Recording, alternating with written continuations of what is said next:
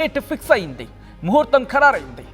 Indian standard time IST ప్రకారం మంగళవారం ఉదయం 8:15 డ్రాగన్ స్పేస్ క్రాఫ్ట్ బయలుదేరబోతోంది. ఇప్పటికీ ఈ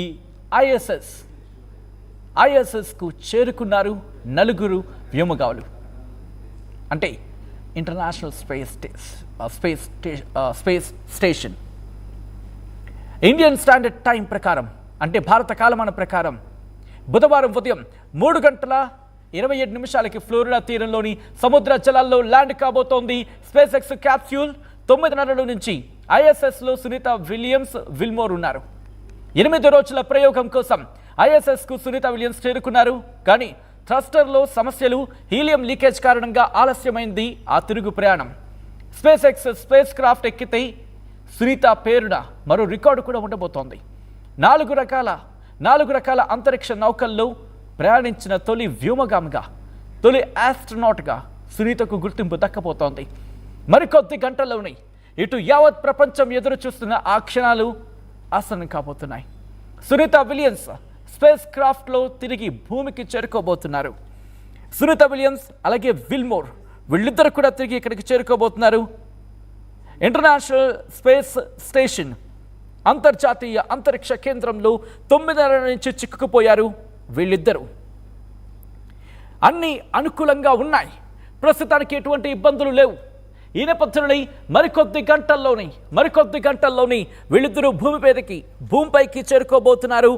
స్పేస్ ఎక్స్కు చెందిన డ్రాగన్ స్పేస్ క్రాఫ్ట్లో Nick Hague, Russian cosmonaut Alexander గోర్బనోవ్తో పాటు సునీత విలియమ్స్, విల్మోర్ వీళ్ళిద్దరూ భూమికి చేరుకుంటారు అంటూ కూడా నాసా తెలిపింది. ఒకసారి మీరు చూస్తున్నారు, కొద్ది గంటల క్రితం ఇటు ఎలాన్ మస్క్ రిలీజ్ చేస్తున్న ఆ వీడియో మీరు చూడొచ్చు.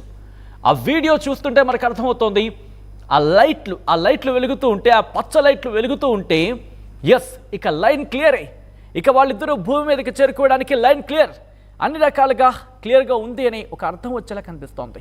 ఈ నేపథ్యంలో ఎటువంటి ఏర్పాట్లు జరుగుతున్నాయి, అలాగే ఎటువంటి వాతావరణం ఉంది, ప్రతికూల వాతావరణం ఉంటే కాస్త ఇబ్బంది కలగచ్చు అంటూ ఒక చర్చ జరుగుతోంది. మరి అటువంటి వాతావరణం ఉందా, అన్ని సానుకూలంగా ఉన్నాయా, తెలుసుకునే ప్రయత్నం చేద్దాం. మా ప్రతినిధి రామ్దాస్ అప్డేట్స్ అందించేందుకు సిద్ధంగా ఉన్నారు. రామ్దాస్, ప్రస్తుతం ఎన్ని గంటలకు బయలుదేరబోతున్న అంశానికి సంబంధించి క్లారిటీ వచ్చింది, వాతావరణం అనుకూలంగా ఉందా, ఎటువంటి సమాచారం అందుతోంది నాసా నుంచి?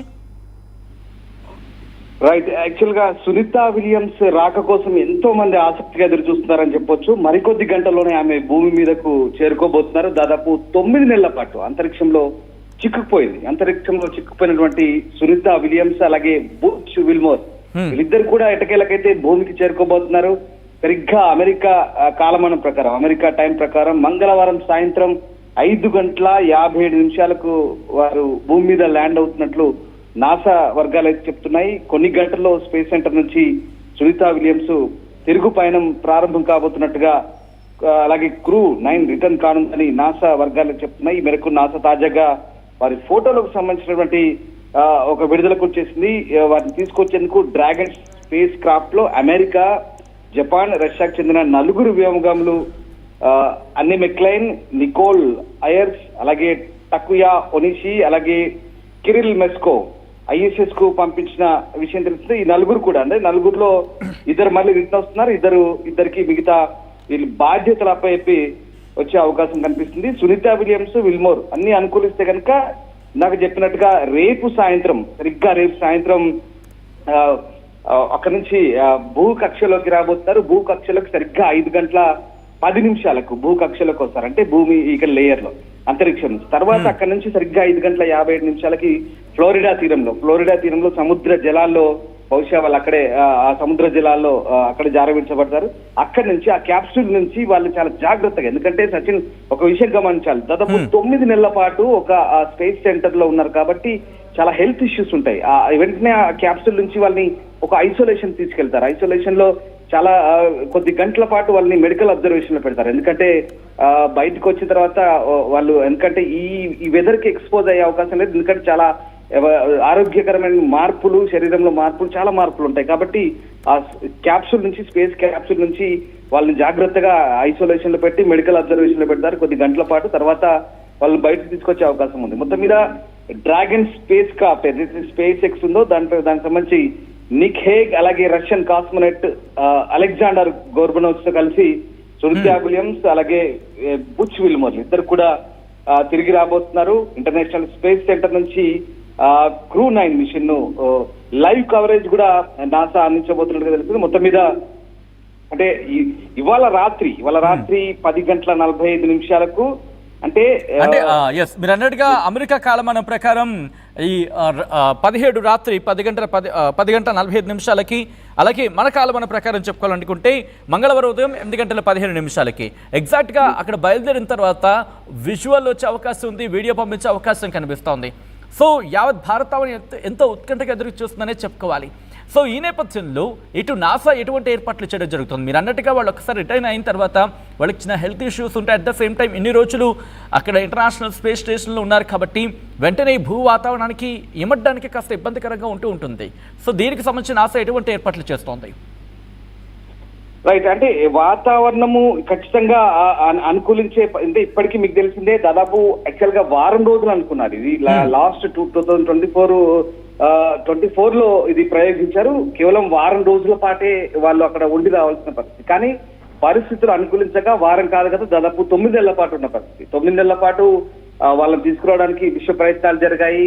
స్పేస్ ఎక్స్ కావచ్చు, నాసా కావచ్చు, వీళ్ళంతా కూడా చాలా ప్రయోగాలు చేశారు, విఫలమైన పరిస్థితి. కానీ ఇప్పుడు చేసిన తాజా ప్రయోగంతో వాళ్ళు భూమికి తిరగడానికి అయితే పరిస్థితులు అనుకూలంగా మారిన పరిస్థితి. సో మొత్తం మీద ఇప్పుడు అంతరిక్షంలో చిక్కుపోయిన వీళ్ళందరూ కూడా ఒక ప్లానింగ్ ప్రకారమే ఇదంతా కూడా అక్కడ అంతరిక్షానికి ముగింపు పలికి కొత్త వ్యోమగాములకైతే అక్కడ బాధ్యతలు అప్పగించి కిందికి వస్తారంటే తెలుస్తుంది. ఖచ్చితంగా అంటే పరిస్థితులు అనుకూలిస్తేనే వీళ్ళంతా కూడా వచ్చే అవకాశం ఉంది కాబట్టి దానికి తగ్గట్టు అనుకూలమైన పరిస్థితులు అయితే ఉన్నాయి. సో వాటెవర్ మొత్తం మీద అయితే ఇప్పుడు మనం అనుకుంటున్నట్టుగా వాతావరణ పరిస్థితులు ఏమాత్రం అనుకూలంగా ఉండవు. కిందికి వచ్చిన తర్వాత హెల్త్ ఇష్యూస్ ఉంటాయి. అండ్ 9 నెలల పాటు అక్కడ కేవలం కొన్ని అంతరిక్షానికి తగ్గట్టుగా కావాల్సినటువంటి ద్రవ పదార్థాలు ఇంకా కొన్ని రకాలంటే ఆహార పదార్థాలు మాత్రమే తీసుకోగలిగారు. సో వాటిని తీసుకుని 9 నెలల పాటు ఉన్నారు.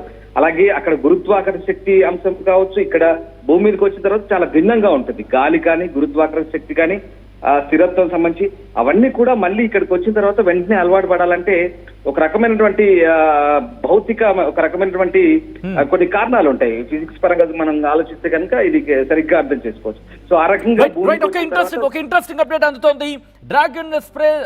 డ్రాగన్ స్పేస్ క్రాఫ్ట్ తలుపు మూసే దగ్గర నుంచి ఈ కార్యక్రమాన్ని నాసా లైవ్ ఇవ్వబోతోందట. నిజంగా బిగ్ బ్రేకింగ్ న్యూస్ అనేది చెప్పుకోవాలి. ఎందుకంటే నాసా లైవ్ ఇవ్వబోతోంది వాళ్ళ ప్రయాణానికి సంబంధించి అంటూ కూడా. సో నిజంగా మీరు అంటగా రామ్దాస్, ఎందుకంటే నాసా కూడా చాలా కష్టపడింది. అన్ని ప్రయోగాలు కూడా దాదాపుగా ఫెయిల్ అయ్యాయనే చెప్పుకోవాలి నిర్మోహమాటంగా.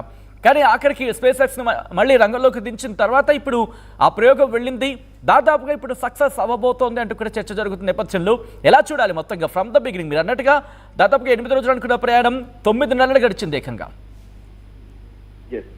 అదే చెప్తున్నాను, అంటే జూన్ 5న టెస్ట్ మిషన్ కోసం స్టార్ లైనర్ అంతరిక్ష నౌకలో వీరిద్దరు జూన్ 5, 2024 లో వెళ్లారు. దాదాపు వారం తర్వాత తిరిగి రావాల్సిన పరిస్థితి. కానీ అక్కడ చేరుకోవాలని సమస్యలు తలెత్తాయి. అందుకు అంతరిక్ష నౌక నడిపించే ఆ డస్ట్లు